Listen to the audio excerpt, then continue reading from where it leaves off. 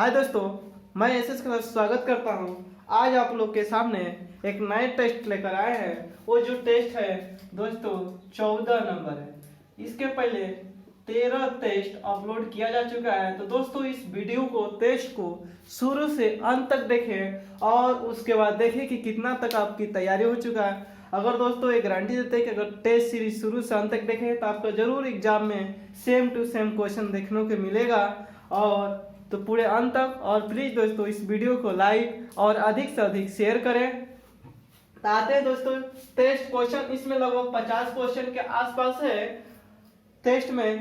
तो बात करते हैं टेस्ट में कौन सा टेस्ट नंबर 14 क्वेश्चन का है। काला पानी किस देश की सीमा रेखा पर अवस्थित नहीं है? काला पानी किस देश की सीमा रेखा पर अवस्थित नहीं है? तो दोस्तों ये म्यांमार की सीमा रेखा पर काला पानी अवस्थित नहीं है। किसके सीमा रेखा पर? तो म्यांमार की सीमा रेखा पर काला पानी अवस्थित नहीं है। आपसे पूछेगा किसकी सीमा रेखा पर नहीं है काला पानी? तो म्यांमार की सीमा रेखा पर नहीं है। किसके? म्यांमार की सीमा रेखा पर नहीं है। अब किसके सीमा रेखा पर है? तो चीन के सीमा रेखा पर है। चीन के सीमा रेखा पर और पाकिस्तान की सीमा रेखा पर जो है काला पानी है। किसके सीमा रेखा पर? ऑप्शन दे देगा आपको। चीन के सीमा रेखा पर, पाकिस्तान की सीमा रेखा पर और नेपाल की सीमा रेखा पर और म्यांमार की सीमा रेखा पर। तो चीन के सीमा रेखा पर, पाकिस्तान की सीमा रेखा पर, नेपाल की सीमा रेखा पर क्या है? काला पानी अवस्थित है। जबकि म्यांमार की सीमा रेखा पर नहीं है। पाकिस्तान, चीन, नेपाल की सीमा रेखा पर है। एन एक्ट्रेस जर्नी किसकी आत्मकथा है? एन एक्ट्रेस जर्नी किसकी आत्मकथा है? एन एक्ट्रेस जर्नी किसकी आत्मकथा है? तो सईद जफरी का। किसका है? सईद जफरी का। एन एक्ट्रेस जर्नी किसकी आत्मकथा है? तो सईद जफरी की आत्मकथा है। विभिन्न राजनीतिक दलों को स्वीकृति राष्ट्रीय पार्टी अथवा प्रादेशिक पार्टी के रूप में कौन प्रदान करता है? विभिन्न राजनीतिक दलों को स्वीकृति कौन देता है? राष्ट्रीय पार्टी के तर्ज पर या प्रादेशिक पार्टी के रूप में कौन प्रदान करता है? तो दोस्तों चुनाव आयोग करता है। कौन करता है? चुनाव आयोग। कौन करता है? चुनाव आयोग करता है। दूध में कौन सा विटामिन नहीं पाया जाता है? दूध में कौन सा विटामिन नहीं पाया जाता है? तो दोस्तों सी विटामिन नहीं पाया जाता है। दूध में कौन सा विटामिन नहीं पाया जाता? सी। शीतल पेय बनाने में कौन सी गैस का प्रयोग की जाती है? शीतल पेय बनाने में कौन सी गैस का प्रयोग की जाती है? तो कार्बन डाइऑक्साइड गैस का, CO2 का।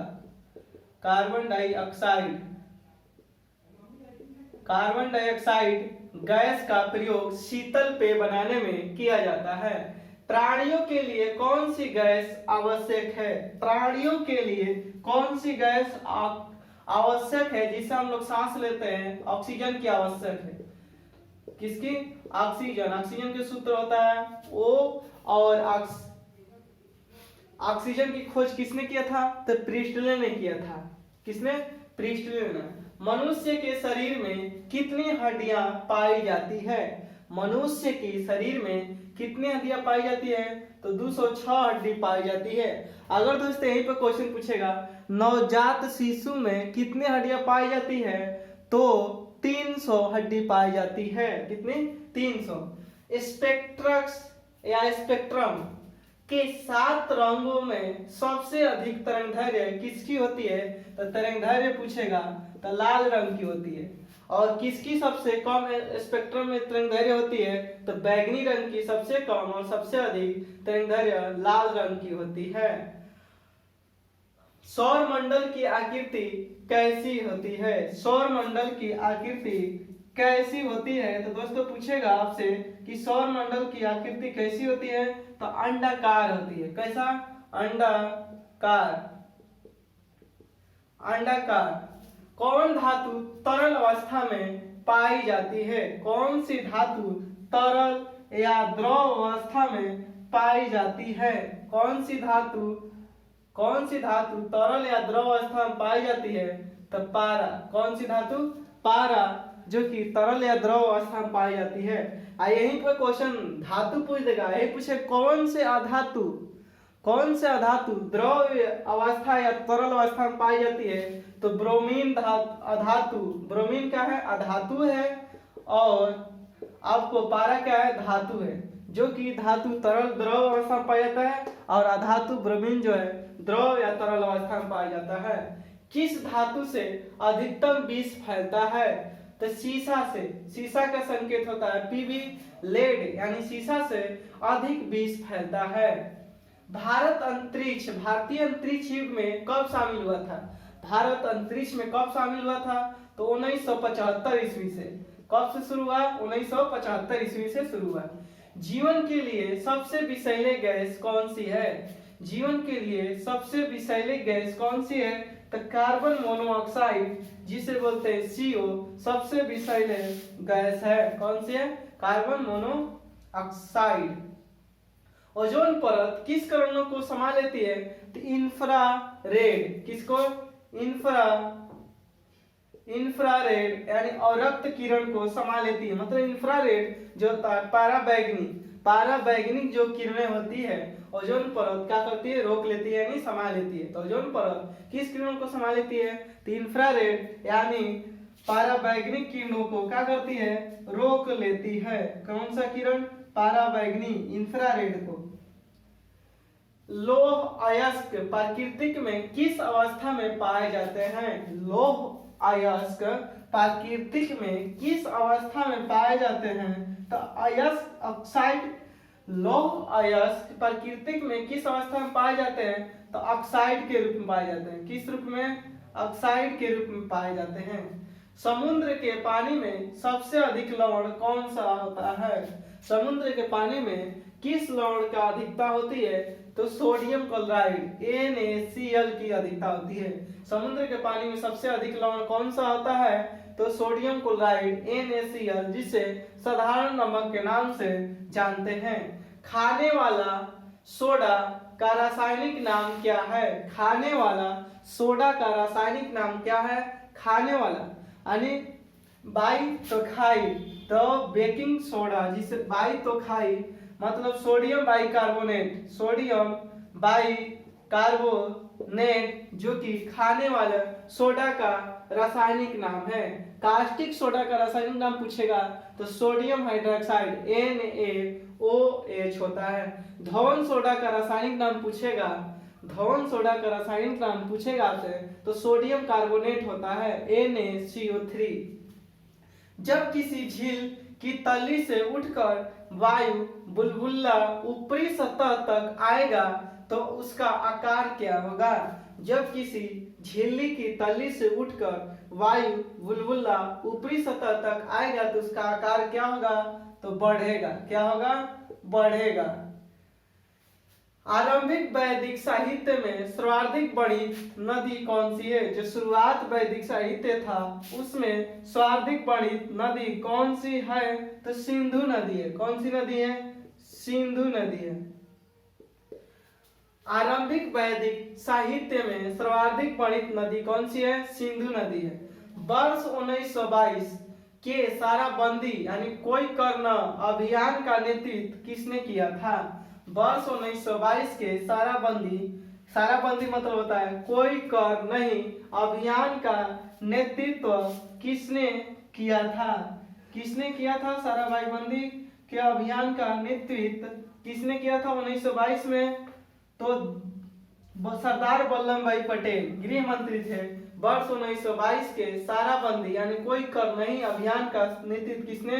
सरदार वल्लभ भाई पटेल। सरदार वल्लभ भाई पटेल किसने किया था? सरदार वल्लभ भाई पटेल। और 1922 का भारतीय राष्ट्रीय कांग्रेस का अधिवेशन कहाँ हुआ था? तो गया में हुआ था। और इसको किसने?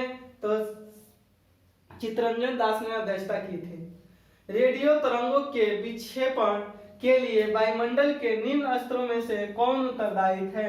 रेडियो तरंगों के विक्षेपण के लिए वायुमंडल के कौन से स्तर में उत्तरदायी है। रेडियो तरंग किसमें पाया जाता है? आयन मंडल में। किसमें? आयन मंडल उत्तरदायी है। आयन मंडल। कौन उत्तरदायी है? आयन मंडल। रेडियो तरंग के विक्षेपण के लिए वायुमंडल के निम्न स्तरों में से कौन उत्तरदायी है? आयन मंडल। भारत के किस क्षेत्र में पारिस्थितिकी उष्ण स्थल माना जाता है? भारत के किस क्षेत्र को पारिस्थितिकी उष्ण स्थल माना जाता है? तो पश्चिमी घाट को। किसको? पश्चिमी घाट को।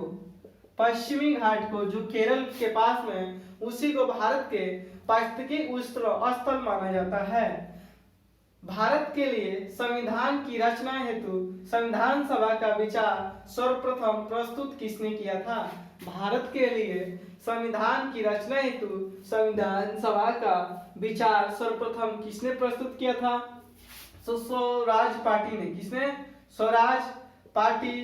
कब? 1934 ईस्वी में। किसने प्रस्तुत किया था? तो स्वराज पार्टी ने 1934 ईस्वी में भारत के लिए संविधान की रचना का विचार सर्वप्रथम प्रस्तुत किया था। गुप्त काल में अपनी आयुर्विज्ञान आयुर्वेद विषयक रचना के लिए किसे जाना जाता है? गुप्त काल में अपनी आयुर्विज्ञान या आयुर्वेद विषयक रचना के लिए किसे जाना जाता है? गुप्त काल में आयुर्वेद आयुर्विज्ञान के लिए रचना को किसे जाना जाता है? तो सबसे अधिक विख्यात थे उस समय सुश्रुत। कौन थे? सुश्रुत। अंडमान और निकोबार द्वीप समूह का सर्वोच्च शिखर पलयाड़ शिखर कहाँ स्थित है? अंडमान और निकोबार द्वीप समूह का सर्वोच्च शिखर पलयाड़। कौन है? पलयाड़ शिखर कहाँ स्थित है? तो उत्तरी अंडमान में स्थित है। कहाँ पे स्थित है? उत्तरी अंडमान में। उत्तरी अंडमान। आपसे पूछेगा अंडमान और निकोबार द्वीप समूह का सर्वोच्च शिखर पलयाड़ शिखर कहाँ पर स्थित है? तो उत्तरी अंडमान में स्थित है। कहाँ पर? उत्तरी अंडमान में। किस मूर्तिकला में सदैव हरित स्थिरित चट्टान का प्रयोग माध्यम के रूप में होता है? किस मूर्तिकला में सदैव हरित स्थिरित चट्टान का प्रयोग माध्यम के रूप में होता है? माध्यम के रूप में होता है तो मरहुत मूर्तिकला। कौन सा? मरहुत। मरहुत मूर्तिकला का प्रयोग चट्टान के रूप में होता है। मुगल चित्रकला किसके राज्यकाल में, किसके शासनकाल में अपनी प्रकाष्ठा पर पहुंची थी? मुगल चित्रकला किसके शासनकाल है, किसके राज्यकाल में अपने सर्वोच्च शिखर यानी अपनी प्रकाष्ठा पर पहुंची थी? तो जहांगीर के शासनकाल में। किसके? जहांगीर के शासनकाल में सबसे उच्च शिखर पर पहुंची थी। और ये पूछेगा कि हिंदी का साहित्य काल की स्वर्ण काल किसे जाना जाता है? तो अकबर के शासनकाल को हिंदी का साहित्य काल जाना जाता है। स्थापत्य का स्वर्ण काल किसके शासनकाल को जाना जाता है? तो शाहजहां के शासनकाल को स्थापत्य के शासनकाल के नाम से जाना जाता है। फसल बरक घाटी का महत्वपूर्ण फसल कौन सा है? तो पटसन है। कौन सा है? पटसन। प्राचीन भारत में शैव संप्रदाय था। प्राचीन भारत में शैव संप्रदाय था। कौन? मत मयूर। कौन सा था? मत मयूर। कौन सा था? मत मयूर था।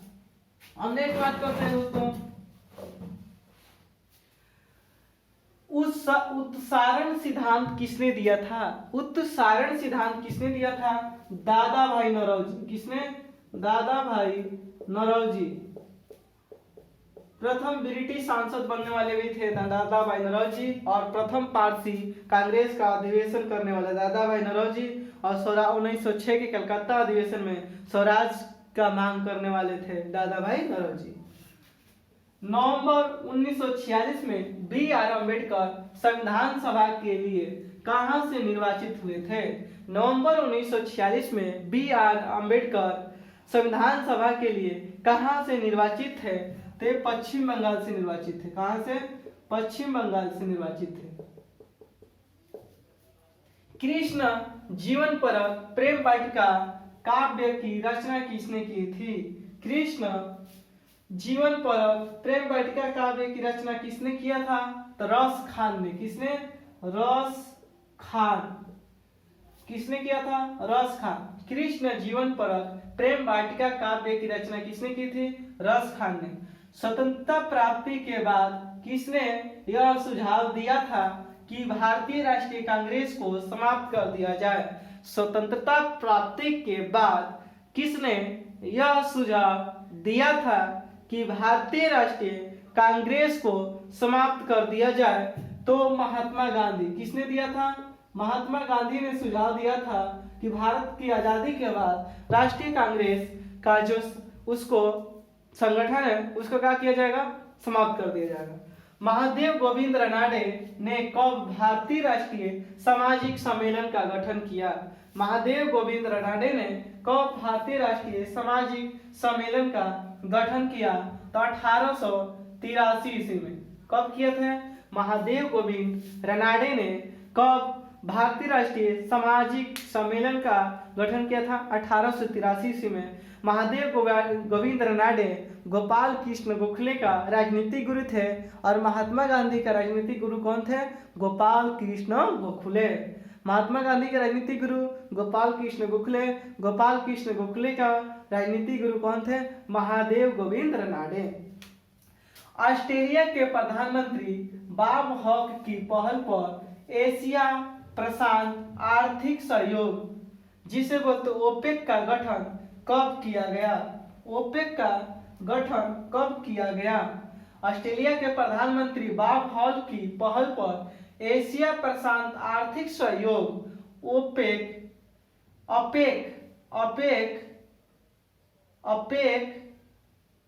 का गठन कब किया गया था? तो 1989 ईस्वी में किया गया था अपेक का गठन। लोक सेवक दल की स्थापना का सुझाव किसने दिया था?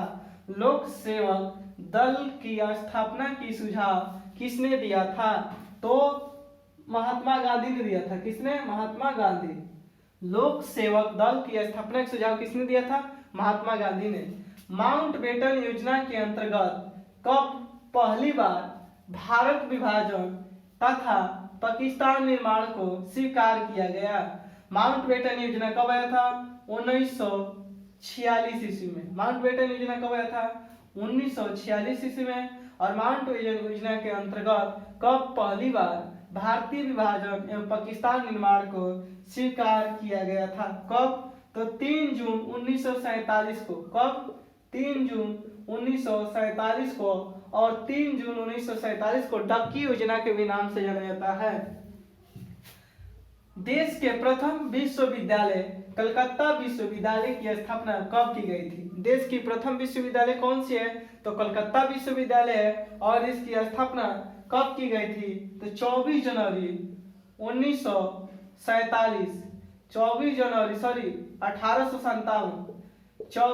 1857 को देश के प्रथम विश्वविद्यालय जो कौन सा है? कलकत्ता विश्वविद्यालय की स्थापना की गई थी 24 जनवरी 1947। प्रथम यूरोपीय व्यक्ति कौन था जिसने भू क्षेत्र अर्जित करने के उद्देश्य से भूमि का क्षेत्र अर्जित करने के उद्देश्य से भारतीय राजाओं के झगड़ों में भाग लेने की नीति आरंभ की? प्रथम यूरोपीय व्यक्ति कौन था जिसने भू क्षेत्र यानी भूमि क्षेत्र अर्जित करने के उद्देश्य से भारतीय राजाओं के झगड़े में भाग लेने की नीति आरंभ की? तो डुप्ले था। कौन था? डुप्ले फ्रांसीसी गवर्नर था जो कि डुप्ले ने शुरू किया था। Dupleix. The anarchical and revolutionary crime act 1919 को सामान्य बोलचाल में क्या कहा जाता है? The anarchical and revolutionary crime act 1919 को सामान्य बोलचाल की भाषा में क्या कहा जाता है? क्या कहा जाता है? तो इसे हम रोलेट एक्ट के नाम से भी जानते हैं। Rowlatt act. The anarchical and revolutionary crime act 1919 को सामान्य बोलचाल की भाषा में क्या कहा जाता है? Rowlatt act. इसमें न दलील न कानून, डायरेक्ट पकड़ा जाता था। प्राचीन भारत के किस ग्रंथों में किसमें पति द्वारा परित्यक्त पत्नी के लिए विवाह विच्छेद की अनुमति दी गई है? किसमें? तो अर्थशास्त्र में। अर्थशास्त्र किसकी है? तो जो कौटिल्य की पुस्तक है उसी में दी गई थी। किसमें? अर्थशास्त्र में। किसमें? अर्थशास्त्र। मध्यकालीन भारत में मनसबदारी प्रथा खास तौर पर किस लिए चालू की गई थी? मध्यकालीन भारत में मनसबदारी प्रथा खास तौर पर किस लिए चालू की गई थी? तो साफ सुथरा प्रशासन हेतु। साफ सुथरा प्रशासन हेतु। मनसबदारी प्रथा किसने शुरू किया था? तो अकबर ने शुरू किया था, प्रशासन को साफ सुथरा चलाने के लिए। किसने सर्वप्रथम दक्षिण में अपनी सत्ता की स्थापना की? किसने? तो सातवाहन ने सबसे पहले। किसने किया था दक्षिण में सत्ता की स्थापना? सातवाहन ने। पुलकेशिन द्वितीय की ऐहोल प्रशस्ति, पुलकेशिन द्वितीय के ऐहोल प्रशस्ति का उल्लेख किसने किया था? ऐहोल प्रशस्ति किसके बारे में बताता है? पुलकेशिन द्वितीय के बारे में। और इसकी लेखक कौन है? तो रवि कृति है। कौन है? रवि कृति। दिल्ली सल्तनत का वह प्रथम सुल्तान कौन था जिसने अस्थायी सेना रखा? दिल्ली सल्तनत का वह प्रथम सुल्तान कौन था जिसने अस्थायी सेना रखी? अलाउद्दीन खिलजी। कौन था? अलाउद्दीन खिलजी।